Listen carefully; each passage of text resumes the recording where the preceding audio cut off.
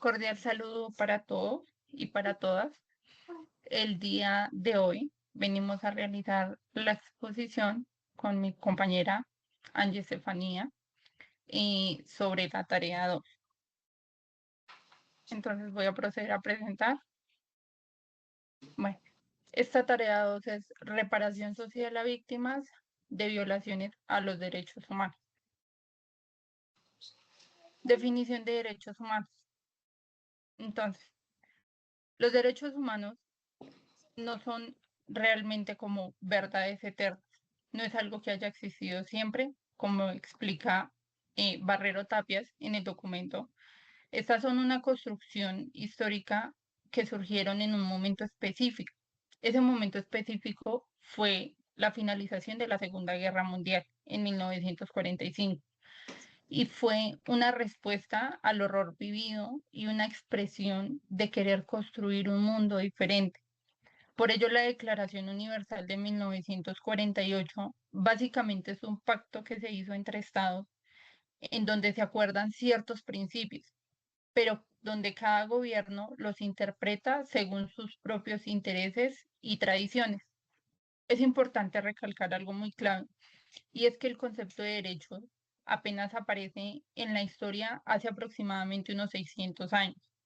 Antes, en culturas como la árabe, griega o hebrea, no existía esta palabra, pero eso no significa que no hubiese dignidad humana, la había, sino que los derechos, pues como hoy los entendemos, son una invención cultural que es algo que está relativamente reciente. Los derechos humanos terminan siendo el resultado de un equilibrio complicado entre dos fuerzas o dos lados.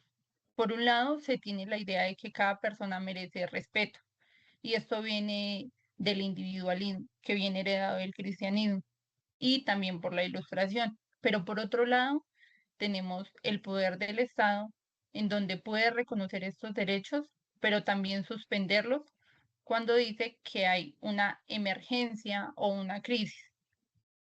Lo pudimos ver en el caso chileno, y es que se vio de una manera tan clara que durante la dictadura en Chile, el Estado violó de una manera sistemática todos los derechos.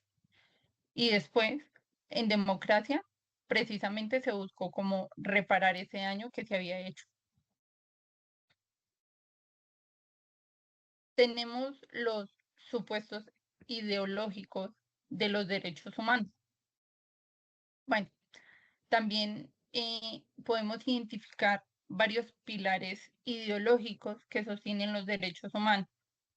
Tenemos al individuo como centro. Y bueno, esto explica que el cristianismo aportó la noción de que cada persona era valiosa porque era creada a imagen de Dios. Pero luego, con la ilustración, esa idea se volvió secular. El individuo ya no necesitaba de Dios para tener dignidad, porque la tenía por sí mismo. Y el Estado moderno, como lo dice Supiot, terminó ocupando ese lugar de Dios, y es el soberano que reconoce, por decirlo así, los derechos de los individuos. También tenemos la soberanía del Estado, y es que acá tenemos una paradoja, y es que el Estado es el que debe garantizar los derechos, pero también es el único que puede violarlos de manera legal. Y bueno, se explica esto con el concepto de estado de excepción, que es cuando un gobierno considera que hay una crisis o que hay una amenaza, entonces puede suspender los derechos en nombre del orden público.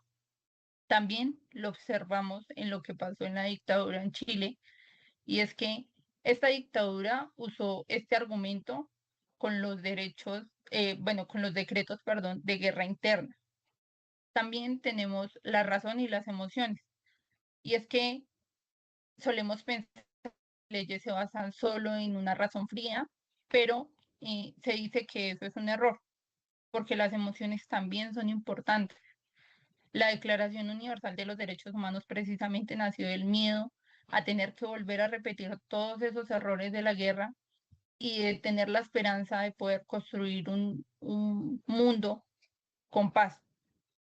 Por ello, en Chile el dolor de las víctimas y el temor de la impunidad fue lo que movilizó tantas demandas de reparación. Entre los pilares también tenemos el contrato social. Hobbes y otro autor nos dice que imaginemos que los ciudadanos podemos aceptar ser un poco de nuestra libertad a cambio de protección por parte del Estado. Pero en este pacto, realmente quien pone las condiciones es el Estado. Y esto significa que los derechos van a existir mientras el Estado le convenga respetarlos. Entonces, bueno, también tenemos entre los pilares mezclas de tradiciones jurídicas. Por un lado, el derecho natural nos dice que hay derechos inherentes a la persona, como lo es la dignidad, pero por el lado del positivismo jurídico también nos dice que existen los derechos que el Estado reconoce en la ley. Solo existen esos. Por ello, la Declaración Universal de los Derechos Humanos lo que intenta es combinar ambas visiones, pero como lo vimos en Chile, cuando hay un conflicto, simplemente suele imponerse la lógica del Estado y no más.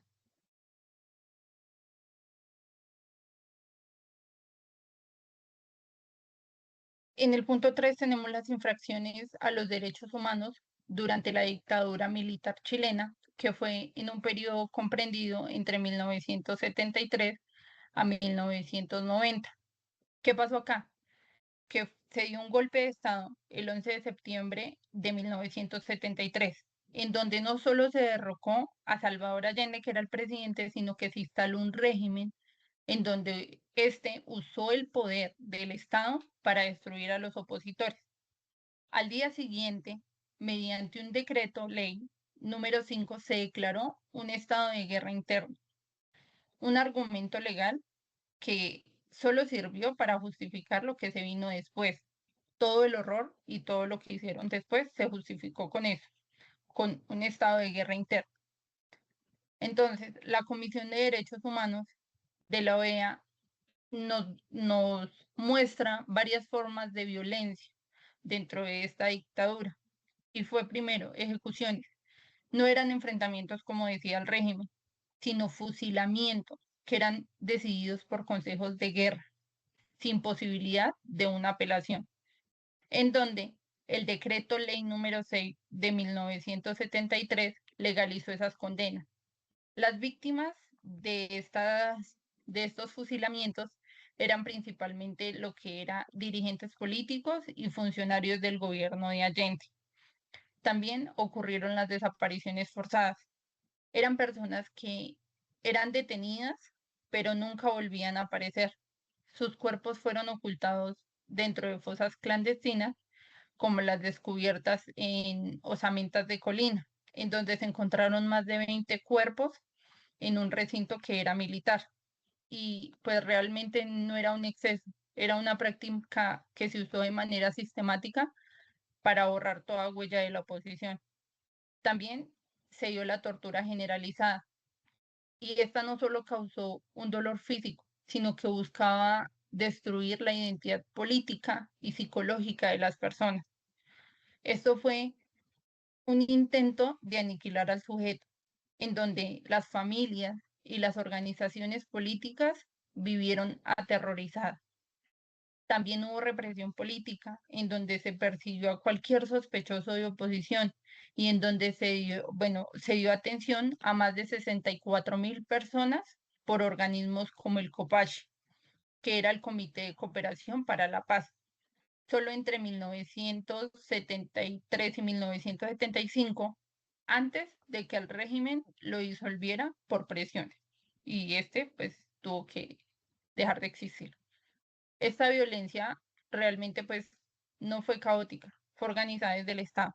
Ya después vino la Vicaria de Solidaridad, que fue creada por la Iglesia y la cual se convirtió en un símbolo de defensa de los derechos humanos, en donde las víctimas llegaban allí y encontraban el apoyo social, legal y psicológico cuando el resto de instituciones les dieron la espalda y los abandonaron. Bueno, tenemos las estrategias de reparación social que se implementaron para atender a las víctimas y los sobrevivientes. Bueno, acá en 1990 inicia el gobierno de Patricio Aylwin, que fue hasta 1994. Y este gobierno enfrentó un desafío enorme. Encontró un país fracturado, con un legado de horror, de violencia. Y la política de reparación de este gobierno tuvo dos objetivos muy claros: garantizar que no se repitieran las violaciones y resolver el daño del pasado. Pero lo que sucedió acá es que todo estaba dentro de un límite, porque existía la ley de amnistía de 1978, la cual protegió a los responsables de estos hechos de violencia, tortura y desapariciones forzadas. Entonces podemos decir que aquí la justicia se hizo, pero de una manera parcial.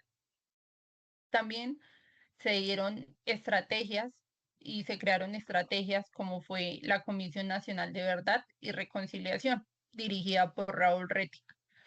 Fue creada en 1990. Esta investigó los casos de muerte y desaparición, y su informe fue entregado en 1991.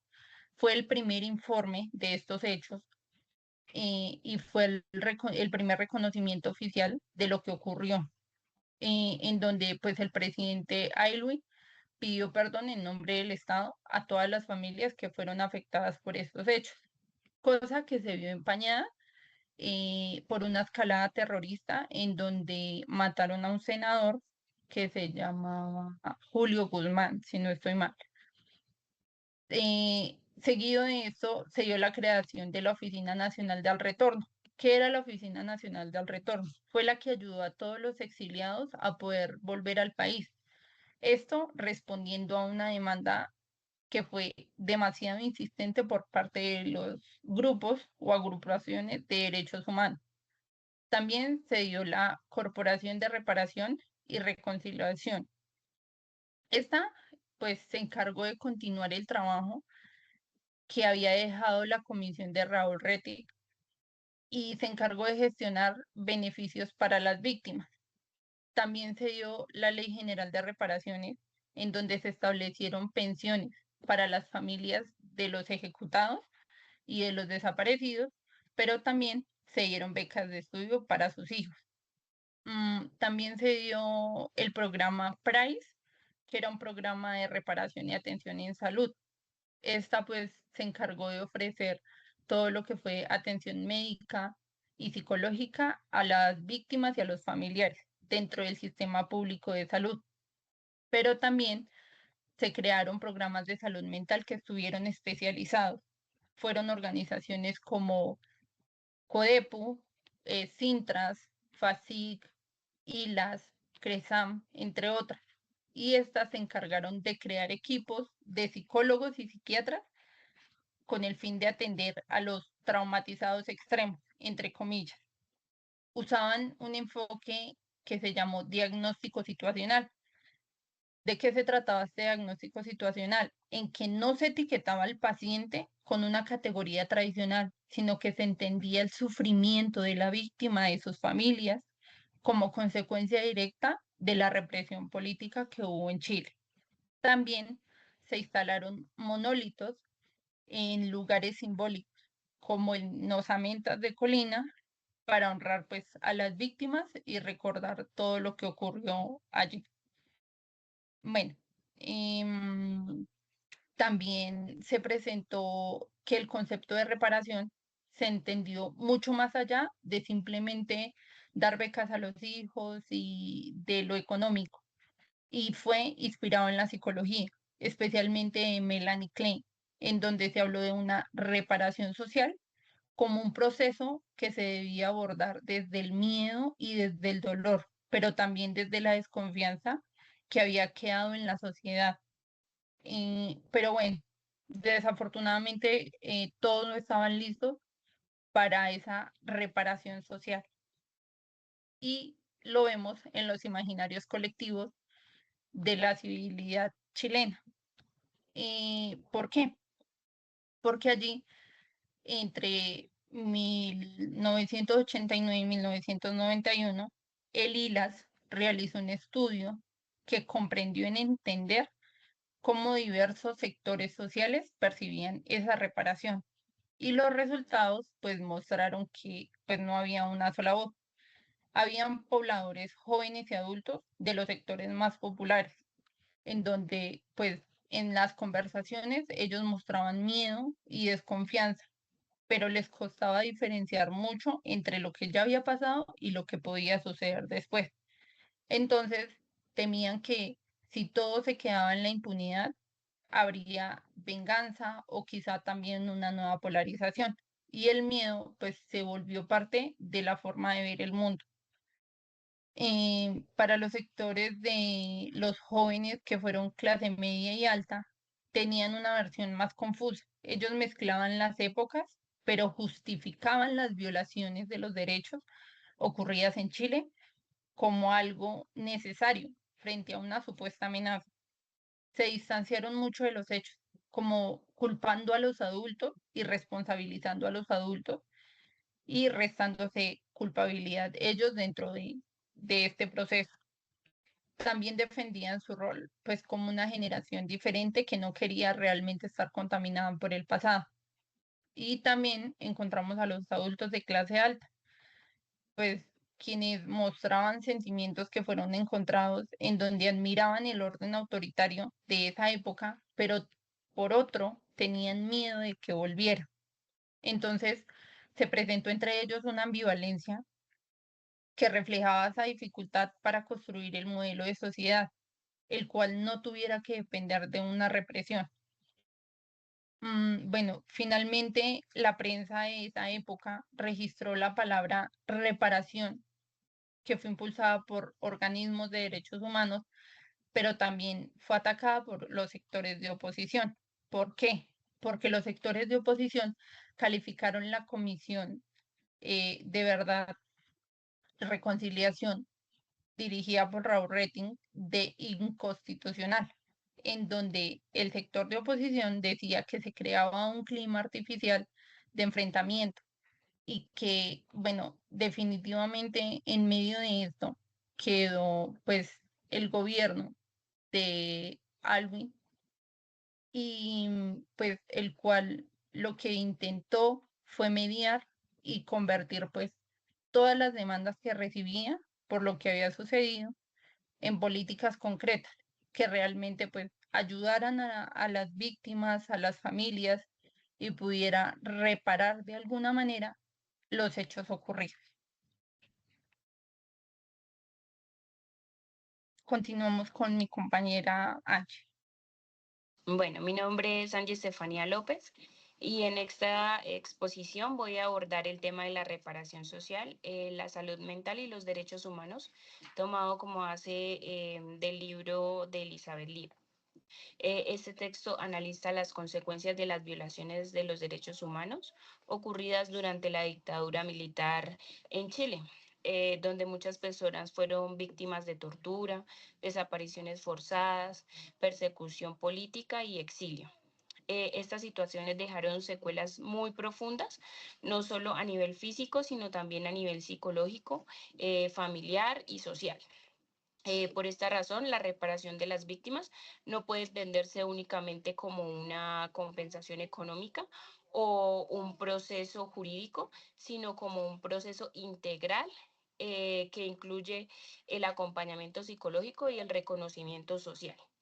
A lo largo de esta exposición también voy a desarrollar cuatro aspectos principales, que es el impacto de los medios de comunicación en la reparación social, el papel de los psicólogos en este proceso, los aprendizajes que se pueden tomar para Colombia de la experiencia chilena y finalmente las lecciones que deja este tema para los psicólogos en formación. Em, bueno, las violaciones de los derechos humanos generan consecuencias muy profundas en la vida de las personas. No se trata solamente de los daños físicos, como decía anteriormente, sino también de las afecciones emocionales y sociales que pueden durar muchos años. Las víctimas suelen experimentar miedo constante, ansiedad, depresión, inseguridad y dificultades para relacionarse con los demás. En muchos casos también se presentan sentimientos de culpa, pérdida de sentido de la vida y ruptura de los proyectos personales. Además de esas situaciones, no afectan únicamente a las personas directamente como víctimas, sino también a sus familias y a la comunidad en general, generando pues desconfianza social y deshabilitando pues el tejido social que ya se ha creado. Por esta razón, la reparación debe ser entendida como un proceso integral que influya el acompañamiento de la salud mental. En este contexto, la psicología juega un papel muy fundamental, ya que nos permite ayudar a las personas a procesar el trauma, a resignificar sus experiencias y a construir un proyecto de vida. Entonces, los medios de comunicación tienen un papel muy importante en los procesos de reparación social, ya que influyen en la manera en que la sociedad comprende las violaciones de los derechos humanos.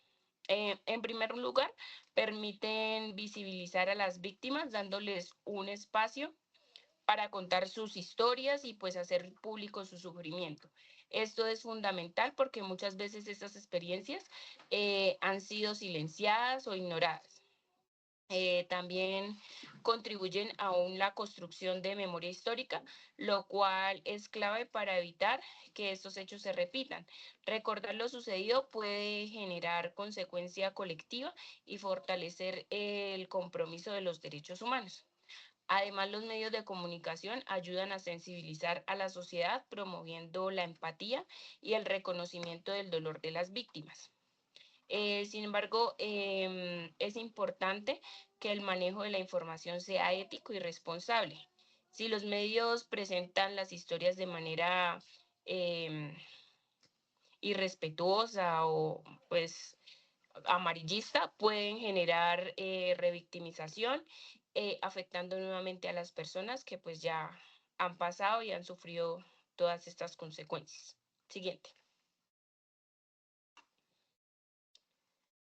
Bueno, el papel del psicólogo y de los psicólogos y terapeutas en los procesos de reparación social es muy importante, especialmente en los contextos de violencia política como lo vivido en Chile. Estos profesionales se encargan de brindar acompañamiento psicológico a las víctimas, creando espacios seguros donde puedan expresar sus emociones, recuerdos y experiencias, sin miedo a ser juzgados. Em, la intervención puede ser individual o grupal y en muchos casos incluye también a las familias, ya que el impacto del trauma no solo es individual, sino pues de todas las personas, colectivo. El trabajo del psicólogo no se limita a tratar síntomas como la ansiedad o la depresión, sino que busca ayudar a las personas a reconstruir su identidad, a recuperar la dignidad y a retomar su proyecto de vida. Además, los psicólogos deben comprender el contexto social y político en el que ocurrieron los hechos, para evitar ver el sufrimiento como un problema individual y reconocerlo como una consecuencia de violaciones de los derechos humanos. Siguiente.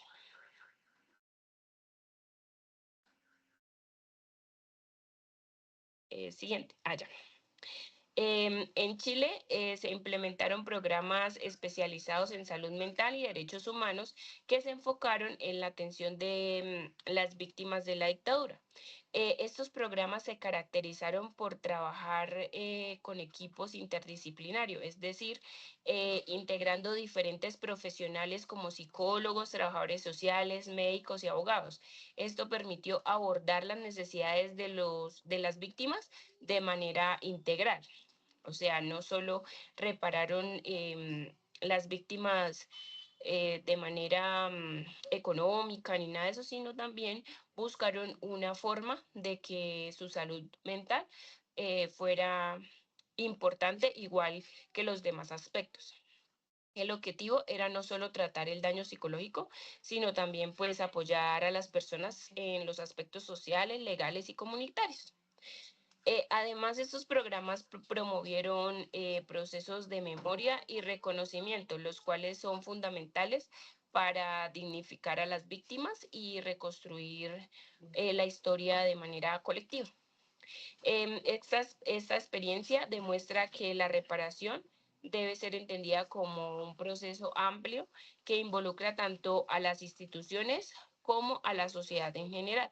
O sea, no solo se encargan ciertas personas o ciertas organizaciones de estos procesos, sino que cada persona que habita o habitó en ese tiempo en Chile, pues también tenía que tener pues responsabilidad en los procesos de las víctimas. Siguiente.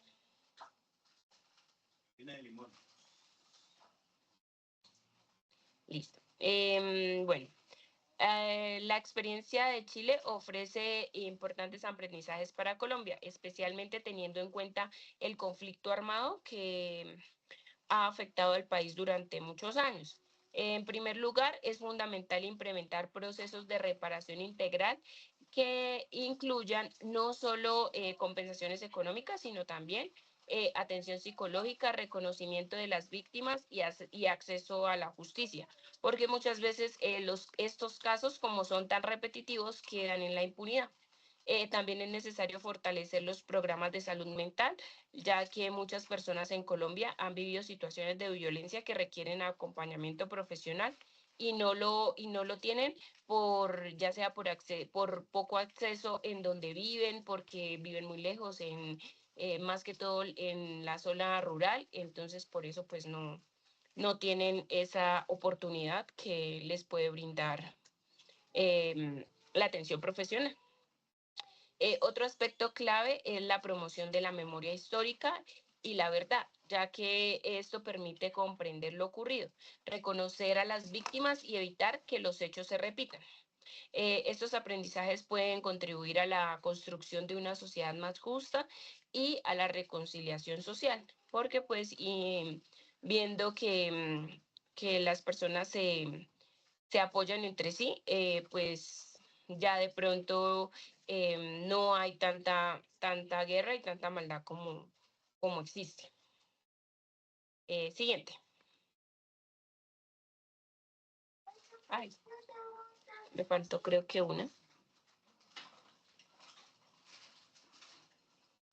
Bueno, este tema deja varias lecciones importantes para los psicólogos en formación. En primer lugar, es fundamental desarrollar habilidades de escucha activa y empatía que permitan comprender y validar las experiencias de las víctimas. También es importante reconocer que el trauma está relacionado con contextos sociales, políticos e históricos, por lo que no debe ser abordado únicamente desde una perspectiva individual, sino pues debe ser de manera colectiva. Además, el trabajo de los psicólogos debe basarse en un enfoque de desarrollos humanos, promoviendo la dignidad, la justicia y la reparación. Finalmente, es clave fortalecer el trabajo comunitario, ya que la construcción del tejido social es esencial para los contextos de la violencia. Bueno, en conclusión de todo, la reparación social es un proceso muy difícil que requiere la articulación de diferentes dimensiones, incluyendo la salud mental, la justicia y la memoria histórica. Los psicólogos cumplen un papel fundamental en este proceso, ya que pueden ayudar a las víctimas y a elaborar pues el trauma, resignificar las experiencias y construir su proyecto de vida. La experiencia de Chile demuestra que pues es posible desarrollar estrategias efectivas para la atención de las víctimas y que estos aprendizajes pueden ser aplicados en otros contextos como el colombiano. De esta manera, pues la psicología se convierte en una herramienta clave para la construcción de paz y la transformación social. Muchas gracias. Muchas gracias, compañera.